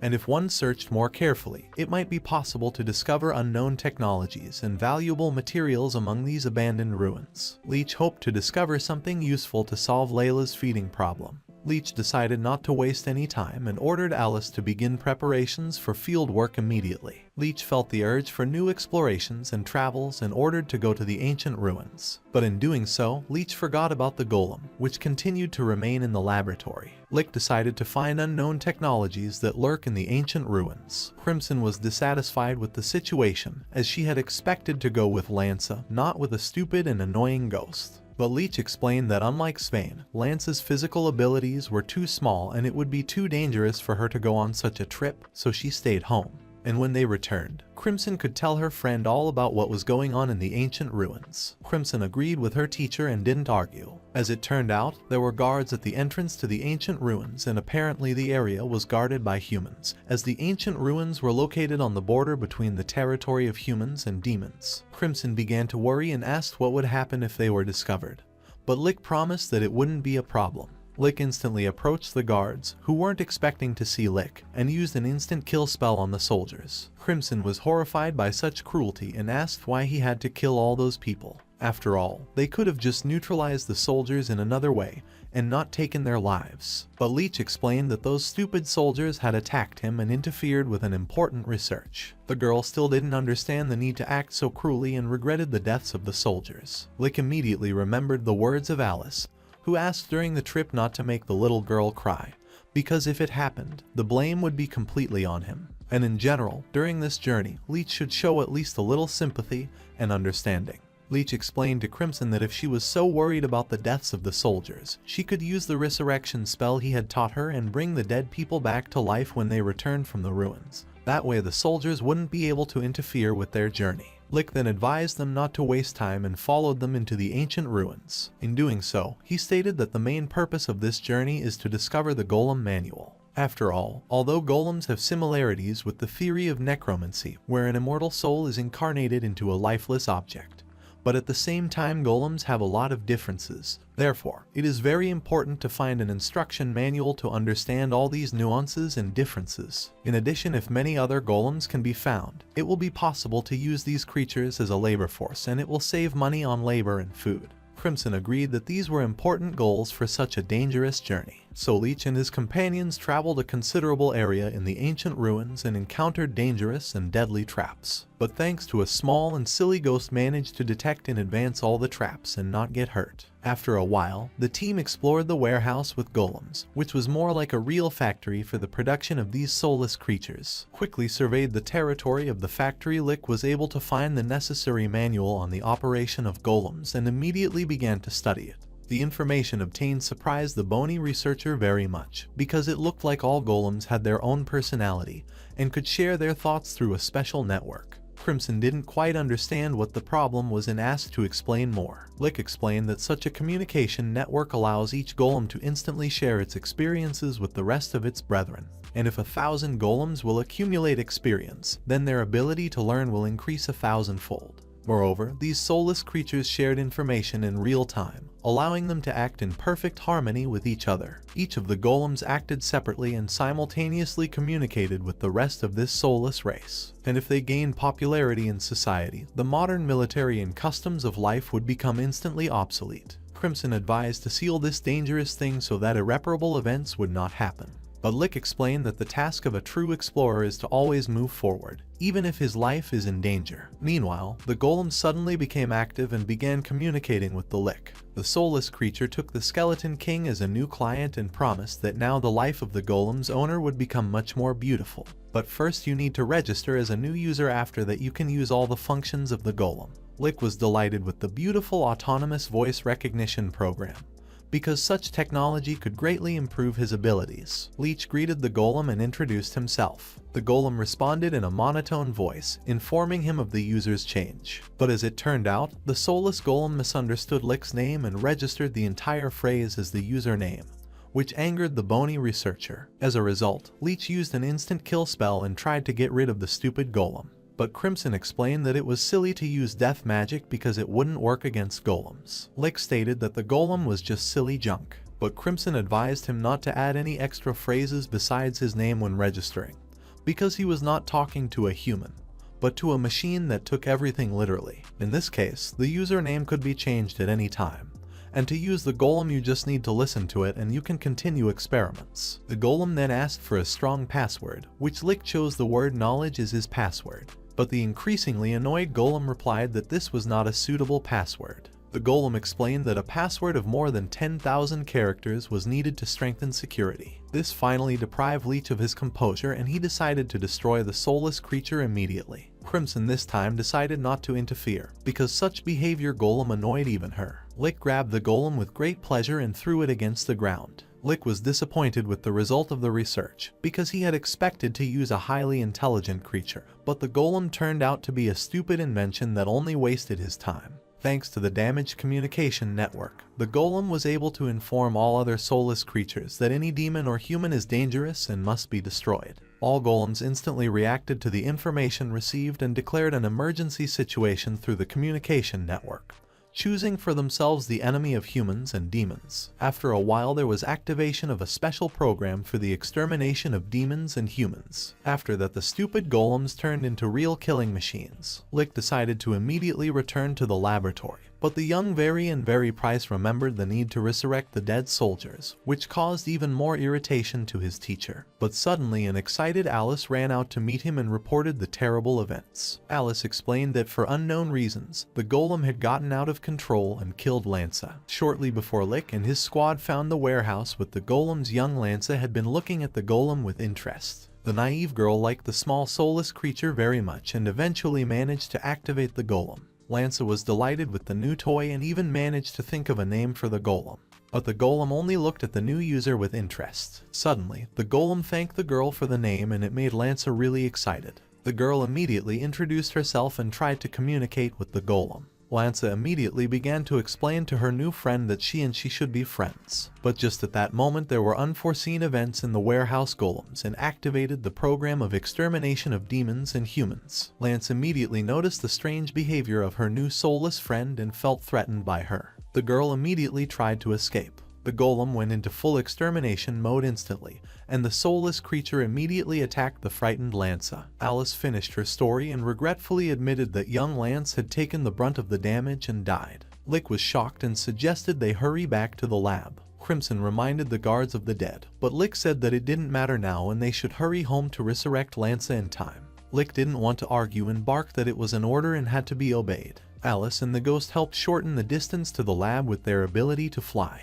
Alice mentally praised the Lick for his concern, for he had specifically ordered the immediate return to lessen the guilt of Crimson, who sincerely wanted to resurrect the dead soldiers. Leech, on the other hand, was actually worried about his lab and hoped that the cursed golem hadn't destroyed all of his accomplishments. After the research team returned home, Lick immediately resurrected Lanza and then began to rejoice because his lab had not been damaged in the attack. Lanza, meanwhile, was recovering, and one of the ghost servants reported how Layla had defeated the golem. Lick found Layla outside next to the destroyed golem. The girl's appearance suggested that this victory had not come easily to her. Lick praised Layla for her excellent work, but the girl admitted that it was difficult for her to defeat this creature, although she was stronger than this soulless puppet. But as it turned out, the golem had not yet been destroyed and Leech decided to fix it immediately. Unexpectedly, Lance stood up for the soulless doll and asked her not to kill her friend Go. Alice reminded the young girl that the golem had killed her, but Lanza stated that the golem's aggression must have an explanation. Suddenly, the golem began to speak and called Lanza her friend. The soulless Go then explained that one of the golems had been attacked and therefore activated the destruction mode for all golems due to the communication network. Lick guessed that he was the one who activated that horrible destruction mode, but decided to keep silent about it. Golem Go apologized for killing her only friend, but Lanza replied that it was okay and she was alive. Lanza hugged, called the golem her good friend and promised to watch over him and take care of him. Lick was shocked by such a silly situation, asked not to spoil this wonderful moment. But at that moment a skeleton servant appeared, and as usual Lick heard the bad news about how from the direction of the ancient ruins a huge number of golems are moving towards his laboratory. Golem Go explained that all her kin were now under the influence of a program of extermination of humans and demons, and they would never stop until they had killed all the human demons. All of Lick's subordinates decided that now they would all die for the golems were too many to defeat. Lick asked Layla to leave immediately and fight the invading golems, but the super strong girl refused, recalling her fatigue after the last battle. Such a response made Lick foul-mouthed, for he didn't know how to resist the golems. Suddenly, Golem Go stepped forward and asked to remember only good things about her. Go promised to protect her friend Lansu and try to stop the attack of the golems. The young and naive girl didn't want to lose her new friend, but Go showed self-sacrifice and exploded, destroying the rest of the soulless golems. Many fragments from the mechanical creature scattered in all directions. Lance picked up the remaining parts from Go and promised to never forget her friend, who had shown real humanity and a soul. But Lick, as usual, started talking at the wrong time and said that a soul can't be in an ordinary metal part, and especially no one knows the origin of the golems. Lick also reminded about the existence of necromancy, but Alice asked immediately to shut up and disappoint Lance even more. But at that moment, a strange stranger entered and stated that she was a messenger from the dragon tribe and had come to communicate with Lick. Thus the attack of numerous golems ended with the mechanical girl goes self-destruction. A week had passed since then, and Lick continued to give his necromancy lessons. Lance's spirits were even stronger than before, as she was truly impressed by her new friend's self-sacrifice. And while Lick couldn't boast of outstanding research results, he was still able to delve into one study that he really wanted to do. As it turned out, the Demon Lord's army was the best, and when Lick completely abandoned human life at first he worried about what would happen to him next. But as it turned out, living among the various demons was the most fun time of his life. At the same time, Lick did not understand why the messenger of the dragon tribe Annabelle was always with him and did not want to go anywhere. Although Lick immediately refused her offer and tried to chase Annabelle back home. The girl continued to stay in his house. Annabelle constantly reminded that Leech didn't even want to listen to her properly, but the bony teacher ignored a serious conversation in every possible way. Annabelle repeatedly demanded to take away the body of the hero that Lick had killed, but it was all too annoying, and the necromancy teacher kept saying that he had absolutely no interest in it. Annabelle was a very persistent girl and reminded that Lick is simply obliged to take away the cases of killed heroes, because it is an ancient rule of the demonic world. Lick did not give up and explained that he does not care about that cursed body, and Annabelle herself can do whatever she wants with it. Annabelle was angered by Lick's refusal and promised to make him take the dead hero's body by force. Lick was frightened by such determination of the girl and asked what she wanted to do and then asked her to leave him alone. Alice immediately rushed into the room and explained that she heard some strange noise and decided to help the Lord. The scene she saw angered Alice and she confessed that she was disappointed in Mr. Leech, for she had not expected him in his present form to molest girls. At this point, the Demon Lord suddenly appeared and was also impressed by Lick's bed scene. Then the demoness, slyly smiling, said that she was happy to see everyone in good spirits and came to learn about the results of the study. The excited Lick did not expect such an appearance of the Demon Lord and asked what exactly brought her to his lab. The Demon Lord inhaled the aroma of fresh apple and explained that she did not want to waste precious time and came for the golem, which is in this laboratory. The Lick told of the attack of the golems and how they had all been destroyed so there were no usable specimens left. The Demon Lord replied thoughtfully that this was a real problem. But then the demoness laughed and demanded that the golem be quickly revived using resurrection magic. Lick explained that he could certainly use resurrection magic, but it was impossible without a physical body. But even if he managed to resurrect the golem, the creature was absolute junk that could only destroy everything in its path. Demoness admitted that she does not understand all these processes, but it seems to her that if you collect parts of different golems, you can resurrect the creature. Then the Demon Lord reminded the bony explorer that time is measured in money, and so it is not worth wasting it on idle talk. Although the undead are of course immortal and so they should not worry about time. The Demon Lord was talking very strangely as always and offered Lick a slice of apple. But at this moment, the lab master was discussing with Alice the possibility of resurrecting the golem. Although it was very dangerous, there was no other choice. After a while, the Lick prepared everything to try to resurrect the golem and began to use the resurrection spell. But as soon as the soulless creature opened its eyes, it activated the human and demon extermination program again and attacked the careless ghost. Alice and Leech were disappointed with the result, for it was a complete failure. But the Demon Lord destroyed the aggressive golem with a single movement, once again reminding them of its status and power. Then the demoness sincerely hugged Lick and called him a very good friend from whom she is delighted. At parting, the Demon Lord promised to look forward to new successes in research and advised his gaunt friend not to be discouraged and try his best. Lick was impressed as always by her strange behavior, but was glad she had left his lab. Lick stood for a long time watching the demoness as she went about her important business and remembered her words about the importance of research. Lick realized that if he did not meet the expectations of the Demon Lord, she would easily throw him out of the laboratory, and perhaps even destroy him just as she had done with the golem. Lick of course did not want to lose access to the lab and finish his brilliant research and fell into a real depression. The bony necromancer decided to come up with a study as urgently as possible that would bring the desired result and satisfy the overbearing demoness. Then Leech remembered in the last lesson on necromancy in which he discussed the topic of soul awakening, and how Annabelle demanded to take away the body of the hero. The idea came instantly, and the necromancer decided to awaken the dead hero. Then unexpectedly to Alice and the little ghost, Lick confessed that he used to think about the equality of all souls in this world. But it turns out there are obvious differences between different souls. Lick explained that such souls are called awakened souls, and the souls of those 3 heroes were different from the others, so they should check out the new hero for the sake of research. Annabelle finally waited for her moment when Lick decided to fulfill her request and asked her to escort him to the dead hero. Annabelle felt completely superior to the surrendered Lick, and it made the scrawny researcher irritated. But after a while they found themselves a huge mountain of bodies, and it looked gruesome.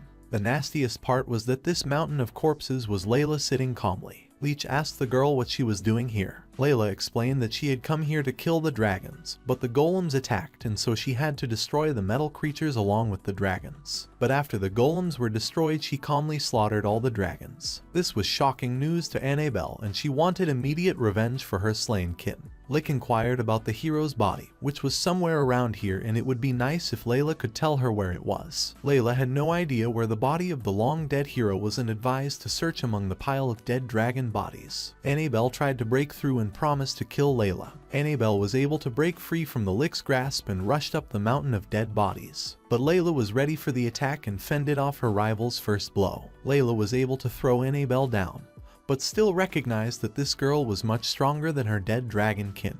Annabelle was not going to give up and promised to avenge her clan.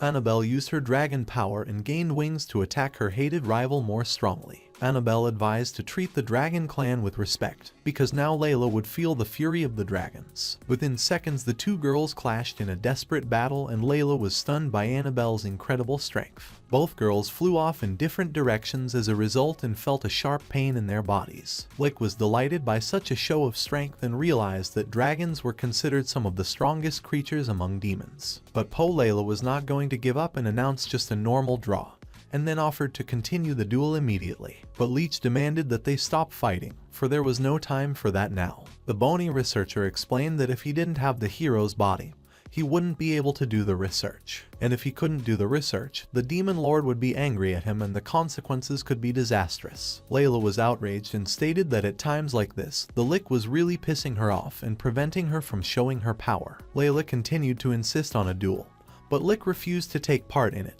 because he was not going to waste time and feel the strongest blows of this aggressive girl again. Lick realized that Layla was just like Rosalia, absolutely useless idiot, which causes only irritation.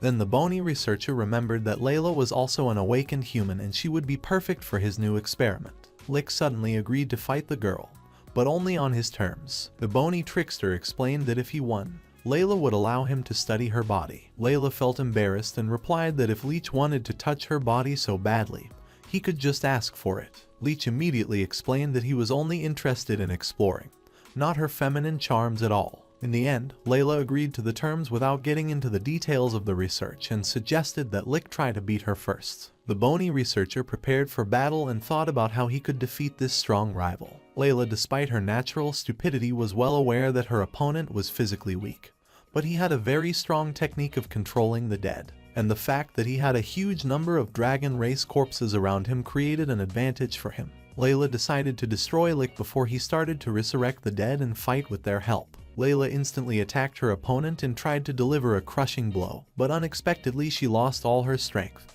and with it her consciousness. After a while, Lick sat quietly in his lab and wrote down important information. The bony investigator was also indignant that despite all his efforts he had not understood anything about the awakened souls. And if it goes on like this, the Demon Lord will definitely punish him and kicked out of this laboratory. But then Lick noticed Layla's awakening. The awakened girl could not understand how she could lose, because she did not remember anything after trying to attack Lick. The bony researcher would explain that he had merely used an instant death spell, and that had earned him the victory. Layla admitted that she was impressed by such strength of the necromancer, for she expected him to hide cowardly behind resurrected corpses. Lick replied that he was saddened by such a low opinion of his abilities on Layla's part, but glad that he had been able to change her mind in the end. But then Leech said that measuring strength was a waste of time and a nonsense. After all, real scientific research is much more interesting. Layla did not comment on these words and remembered that the bony researcher had to examine her body. Then the unexpected girl pounced on Lick and started hugging him. This delighted Alice, for she considered it a display of sincere feelings. Leech did not understand what exactly Layla was doing and explained that he had no carotid artery, and therefore it was useless to strangle him. But Layla had the truest of light feelings and called Lick her first bony love, and then said goodbye and left the lab. Everyone present was shocked by such a scene, and Lick, if he had a face, would definitely blush with embarrassment. After a while, Lick was even able to resurrect all the dead members of the dragon race, who thanked him for such help. And even a little later, the scouts delivered a letter that Layla passed from the border of the territory of demons. In this case, the scouts complained that the girl beat them and ordered them to deliver the message faster. Layla reported her desire to travel for the sake of training and improving abilities. Eventually, the girl promised to become so strong that the Lick could no longer ignore her. Layla decided to reach an incredible level in her development and make the bony researcher forget about her experiments. Leech realized that the girl had taken the words he had said too closely when he complained about the lack of results in the research after examining her body. This upset Lick so much that if he had eyes, he would have cried at that moment. Of course, this state of the teacher was noticed by all of his students, but no one knew how to help him at this sad moment. But as it turned out, all this was just a fleeting display of feelings, and in a few minutes Lick started jumping for joy and said that today they would have a party. Lick was genuinely happy that he was able to get rid of Layla, and now it would save on food. The girls were shocked by such greediness on their teacher's part, because they really believed in the purity of his feelings. Meanwhile, something ominous was approaching and bad times were coming to humanity. Leech found out that the Awakened One was an exotic creature that occasionally appeared among humanity. Leech understood and resented it, for he could have learned much more about the Awakened One if he had investigated Layla earlier. But now the scrawny researcher wondered if any other companies of heroes existed, for he needed the corpse of such a person. But then Leech remembered that he himself was a former hero of the human race. Now, of course, he was a representative of the demonic world. As a result, the bony researcher tried to take a blood sample, because blood is the main source for important information. But how to do it Lick, of course, did not understand, because he had no blood vessels. Lanza decided to visit her teacher early in the morning and find out how the research was going. But she was shocked by what she saw, for Lick looked like an ordinary pile of bones. The girl rushed to find out what had happened to her favorite teacher, and Leech explained that he was just depressed and falling apart. Leech complained about the lack of results in his research and his unwillingness to continue doing anything. Lance listened quietly to the ramblings of his teacher, who began to tell him that it would have been nice if he had been born a beautiful girl. But at that moment the scrawny investigator felt strange, and then stopped hearing Lance's voice and eventually realized that he had teleported to the Demon Lord. The Demon Lord said that she had already learned of the complete lack of results from the investigation and wanted to find out in person. But Lick's condition was so feely that he couldn't explain the situation. The Demon Lord eventually decided that Lick's body was of great importance even in such a state, and did not demand to rush the results in the research. Then the main demoness was interested in a strange object, which as it turned out was a device that allows you to communicate with a person at a distance. Lanza explained that this device was given to him by Lick a few days ago,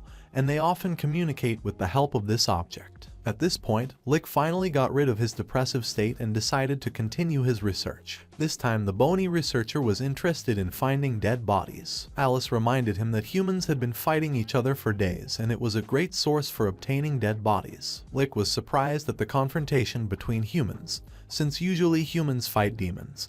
But Alice didn't know the details of the confrontation. Lick decided to take this great chance and get the right corpse, so he wasted no time and got ready to go. Lanza of course wanted to go along with her teacher. Once on the scene, Lanza was shocked at the scale and ferocity of the battle. But Leech couldn't find a suitable body and decided to wait for the survivors to die. Lanza, watching the scene, realized that this was not a war at all, but a real massacre that was taking place with extreme cruelty. But Lick explained that this is actually a regular war, and one should know that there is no such thing as a pure and fair war, and it is always a manifestation of cruelty and meanness. Then Leech noticed Rosalia, who was in a terrible state and was trying her last efforts to protect the villagers. The hero girl was attacked by numerous opponents, but she tried to fight despite her injuries. Lance offered to immediately help and save Rosalia, but Leech genuinely hated the wreck and explained that he would take great pleasure in preferring to see her die. Lancer reminded that Lick was actually human and should protect people. The bony explorer disagreed and advised him to take a close look at his appearance. The villagers asked Rosalia to save herself and not die for them,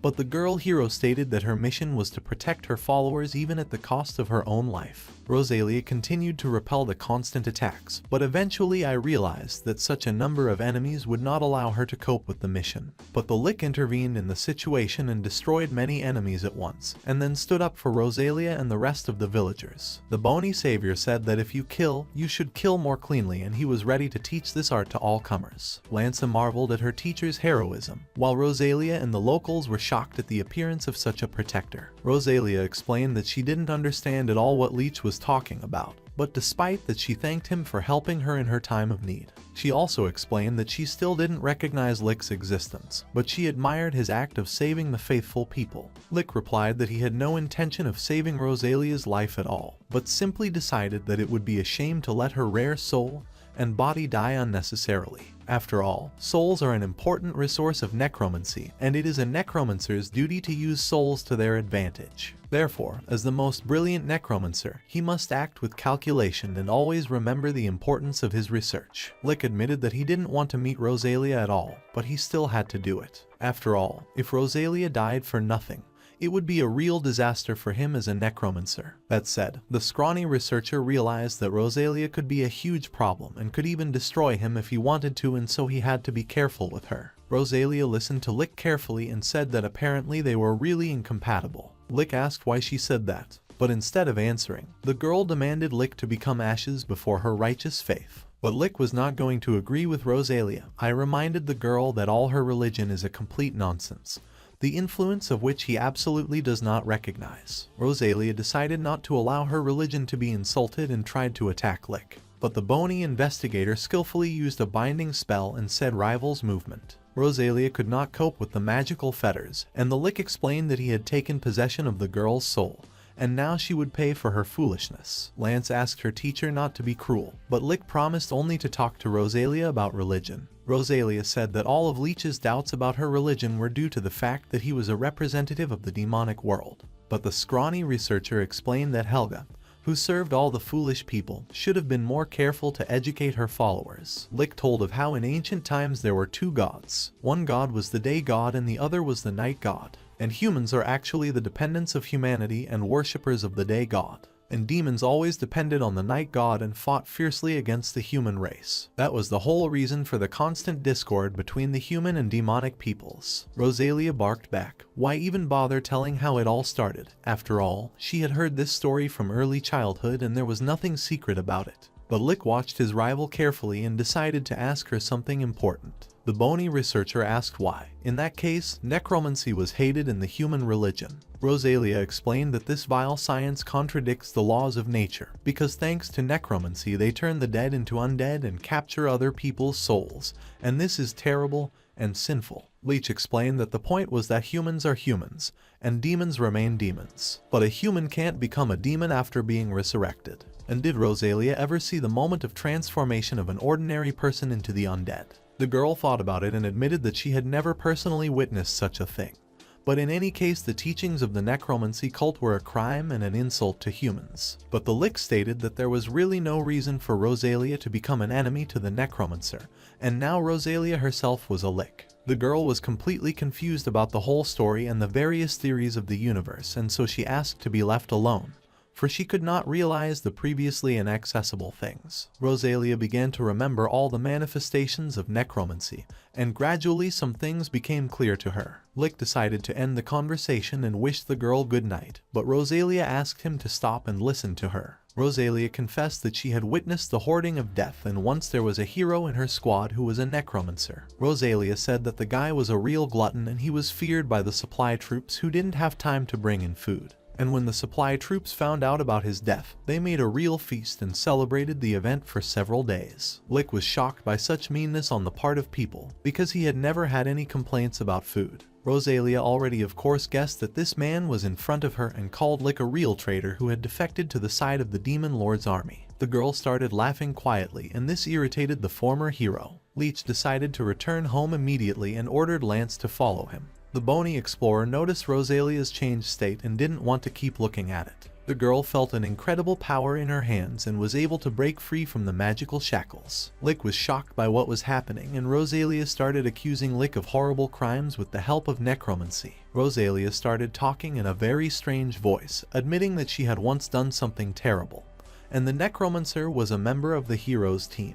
But the man ended up losing himself to the Lick in the demon world, and it all goes against common sense. Rosalia was able to completely break the magical shackles and felt freedom. After her release, Rosalia declared that the Lick was the only being she was going to immediately destroy. The bony researcher was shocked by the girl's transformation and decided that it was most likely the so-called power of faith. Lick didn't know how dangerous Rosalia was now, but he had a sense of danger. Lick had no idea how strong Rosalia was now, for he had never seen such a transformation through faith before. It was like some kind of awakening, but without the influence of necromancy. Rosalia felt confident and asked her opponent if he now felt fear of the divine power. Lick admired such confidence and wanted to try to experiment on Rosalia at all costs. Lick was delighted with Rosalia's transformation and rushed to ask her to show off all of her powers. Lance and Rosalia were both surprised by Lick's reaction, for he had stopped being aggressive for some reason. The bony researcher began to ask Rosalia what had happened to her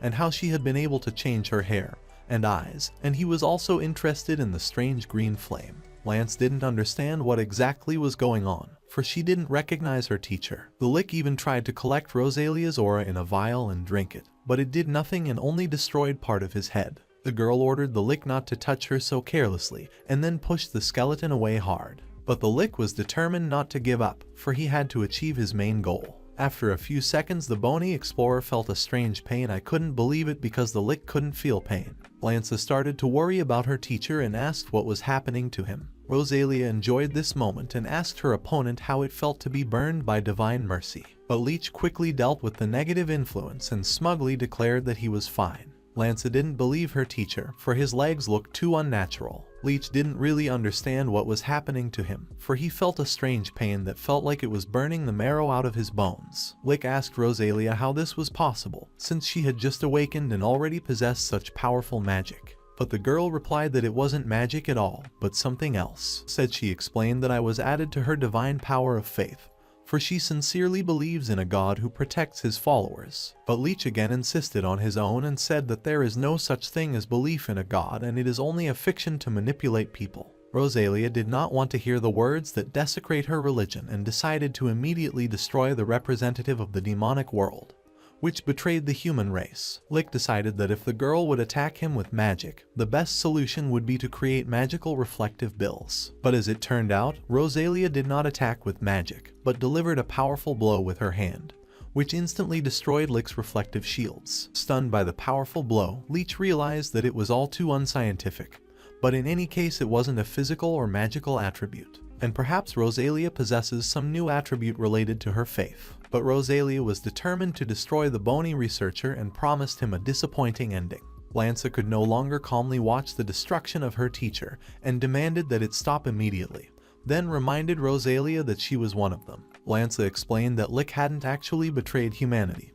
She was completely sure of it and had heard about it personally. You also need to know about the fact that this brave necromancer was abandoned by his best friends. The heroes never wanted to help him, though of course in the eyes of others he is a hero for betraying and abandoning his comrades. Lick was surprised to hear the whole truth at this point and waited for the effect of this revelation. Rosalia revealed that the hero had told her and Layla of his plans from the beginning, but Layla as always showed stupidity and did not understand anything from his words. Leech of course agreed, because he also thought Layla was a very stupid girl. Rosalia began to argue with Lick and demanded that he shut up immediately, and then began to press on his skull with force. Leech demanded that her foot be removed, as his skull was about to break and was cracking like a watermelon. Rosalia declared that it was all a truth-seeking experiment, and Leech was always an eyesore who played with her soul at any convenient time, but one couldn't be sure that it had turned out to be a good lesson from God. Rosalia admitted that the whole thing was just scary and insensitive and she didn't like it at all, so the whole thing could be called a personal grudge. Lancia are screaming that not all demons are as evil as Rosalia thinks they are, but the Holy Maiden ordered the girl immediately shut up, because she was just deceived by demons, are the eternal enemies of mankind.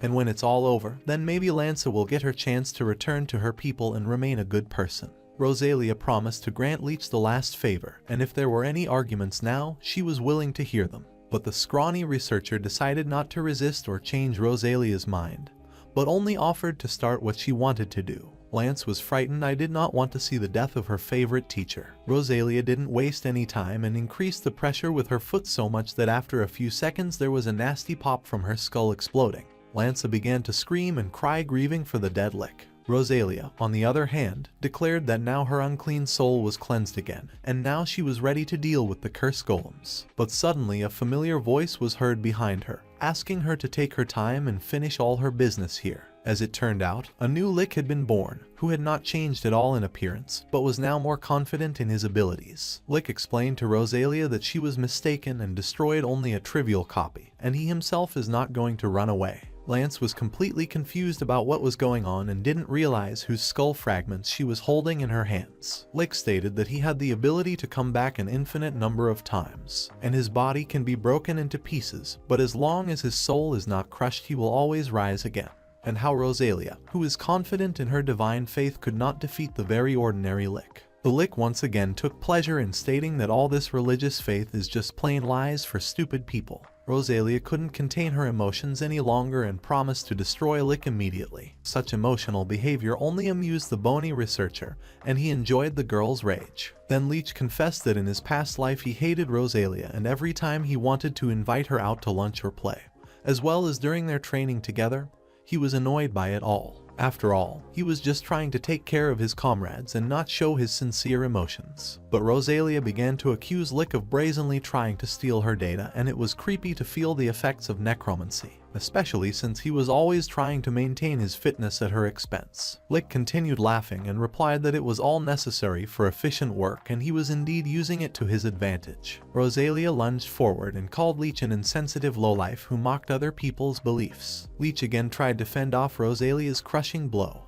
and replied that the problem was that she herself was trying to impose her silly beliefs on everyone else. Lick explained that he only needed samples for research and Rosalia could provide them and get out. But the girl didn't want to listen to her opponent and decided to destroy the Lick. While the battle was going on, a huge golem appeared nearby, working on a program to destroy all living things. This huge soulless creature detected auras exceeding the threshold and determined the highest level of danger. After that, the program of elimination of people and demons was activated and the golem continued its movement. This time we had to confront the huge will of Leech and Rosalie by joint efforts, and they attacked the soulless creature, but it had almost no effect on the progress of the golem. After several similar joint attacks still managed to defeat the huge golem.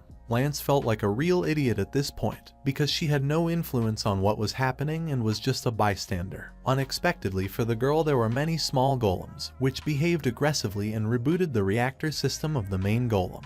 After that, the self-destruct process of the huge golem was started and the countdown began. The situation was escalating every second and Lance immediately informed Leech and Rosalia. The former reacted to Lance's danger and shouted to evacuate the civilians to a safe distance immediately. Seconds were running out very quickly and everyone who could ran as fast as they could behind Lance, trying to get as far away from the epicenter of the explosion as possible. At the end of the report there was a terrifying explosion that could be compared to a real earthquake. Huge amounts of dust and rocks flew up into the air and mixed with the fiery flash. Lick found himself in the very epicenter of the explosion, and there was no way he could survive in this fiery hell. Alice felt a large explosion and of course immediately came to the scene. At the site of the explosion was a solid wasteland, in the middle of which there was no survivor. Alice was still hoping for a happy rescue of her master, but at that moment someone's hand appeared from a deep hole nearby. Lance spat and sneezed from the acrid dust, greedily inhaled fresh air and tried to get to the surface. The small obedient ghost immediately rushed to help the young girl and the other survivors. Alice inquired about the fate of the scrawny explorer, but Lance sadly showed the remaining piece from the teacher's cloak and explained that it was all that was left of Lick. This became the most tragic moment and everyone sincerely grieved and cried, regretting Lick's death. Of course, everyone realized that it was impossible to survive the terrible explosion. But there was still hope in everyone's heart that they would be able to see the greedy Lick again and hear his stupid phrases.